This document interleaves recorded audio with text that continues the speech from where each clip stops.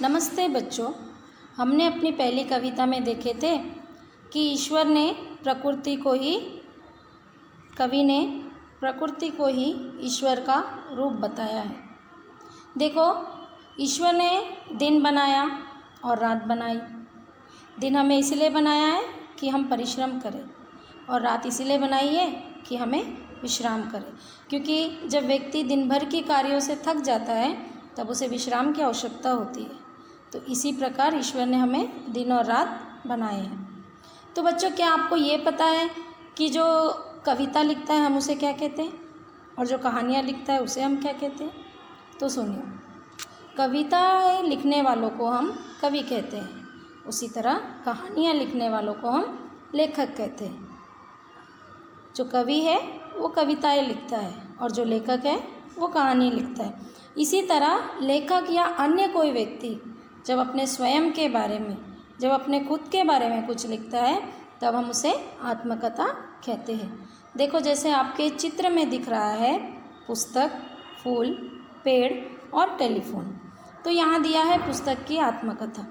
इसका मतलब ये है कि पुस्तक अपने स्वयं के बारे में बता रही है।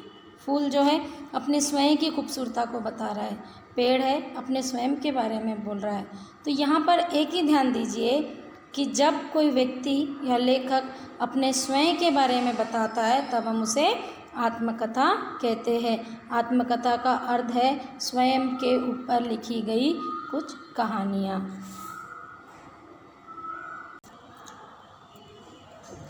तो आज का हमारा पाठ आज हम देखेंगे जो हमारी इसी कहानी पर आधारित है, जो कि आत्मकथा है। तो आज का हमारा पाठ है हीरे की आत्मकथा। तो बच्चों, आज आपका पाठ 2 है, एक हीरे की आत्मकथा। तो बच्चों, अब हम अपनी अपनी पाठ्य पुस्तक, जिसे हम टेक्स्ट बुक कहते हैं, उसका पेज नंबर 10 और 11 निकालिए और मेरे साथ साथ पढ़िए। यहाँ लिखा है, मेरा जन्म मध्य प्रदेश के पन्ना गांव में हुआ। यह इलाका हीरों की खानों के लिए मशहूर है। मुझे पन्ना की एक खान से निकाला गया, साफ़ किया गया और तराशा गया। तब मुझे यह सुंदर और आकर्षक रूप मिला। इस पहले पैराग्राफ में कौन कह रहा है? हीरा अपने बारे में बता रहा है कि मेरा जन्म मध्य प्रदेश के पन्ना गांव में हुआ था और पहले मुझे जब उस खान से निकाला गया तो मैं एक पत्थर था। जब उन्होंने मुझे साफ़ किया, जिसका मतलब है क्लीन करना, जब उन्होंने मुझे साफ़ किया और मुझे तराशा, तराशने का मतलब है पॉलिश करना, जब उन्होंने मुझे साफ़ किया, तराशा, तभी मुझे इतना सुंदर और आकर्षक रूप मिला है जिससे मैं इतना सुंदर दिख रहा हूँ। ऐसा हीरा अपने बारे में बता रहा है। जन्म के बाद मैं एक व्यापारी के हाथ में पड़ गया।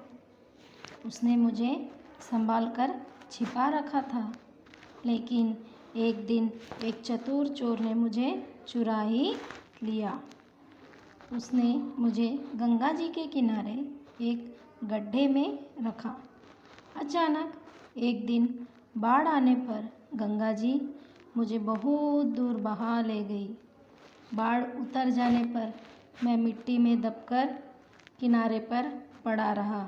दिन, महीने और साल बीत गए। मैं आने जाने वालों के पैरों के नीचे दबता रहा।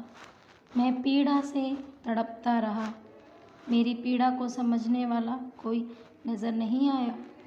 इलाके के बच्चे मुझ पर दौड़ते रहे और खेलते रहे। दिन ब दिन मुझ पर मिट्टी जमा होती गई। मैं शिकायत करूं तो किससे? अपने भाग्य को कोसता हुआ मैं चुपचाप पड़ा रहा। भगवान से विनती करता कि वे मुझ पर दया करें। अब इन पंक्तियों में, इस पैराग्राफ में ये बताया गया है कि हीरा कह रहा है कि जन्म के बाद वो एक व्यापारी के हाथ में पहुंच गया। व्यापारी का अर्थ है जो बिजनेस करते हैं, बिजनेसमैन, उनके हाथों में चला गया। मगर उसने मुझे बहुत ही सावधानी से संभाल कर रखा था, मगर एक चोर ने अचानक क्या किया, उसे आके चुरा लिया।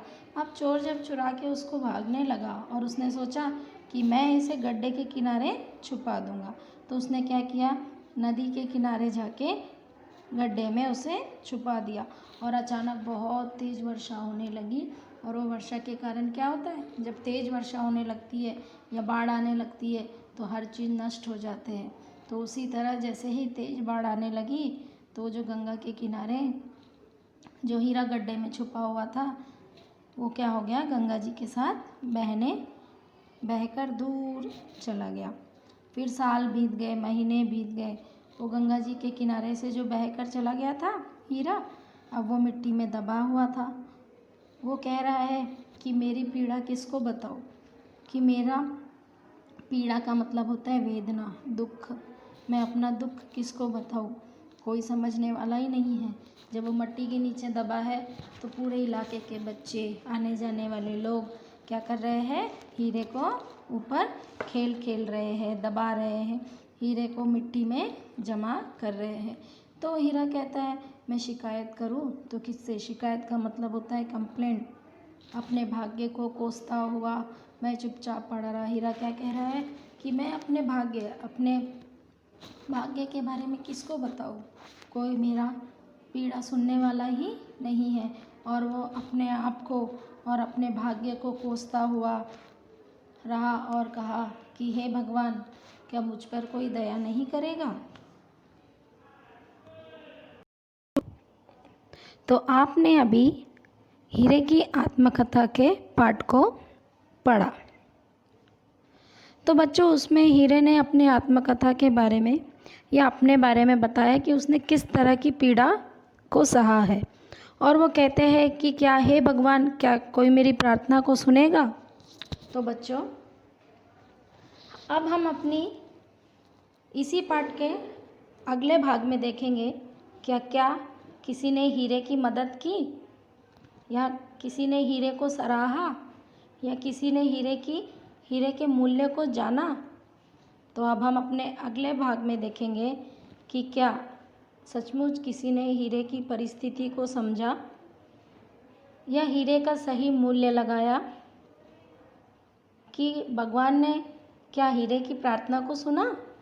तो बच्चों, आज का जो पाठ आपने पढ़ा है उसे आप जितना मैंने पढ़ाया उतना आप उसे ध्यानपूर्वक पढ़िए और उसको समझने की कोशिश करिए।